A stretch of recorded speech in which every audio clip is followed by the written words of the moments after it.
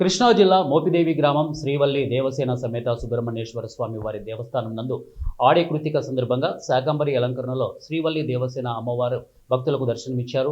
108 కలశాలతో అష్టోత్తర కలశాభిషేకం నిర్వహించారు. 6000 భక్తులకు స్వామివారి అన్నప్రసాద వితరణ జరిపారు. ఇక చతుర్వేద పండితులు మరియు 11 మంది ఋత్వికులచే మహాన్యాస పారాయణం మరియు స్వామివారి శాంతి కళ్యాణం నిర్వహించారు. ఆలయ డిప్యూటీ కమిషనర్ దాసరి శ్రీరామ వరప్రసాదరావు ఏర్పాట్లను పర్యవేక్షించారు.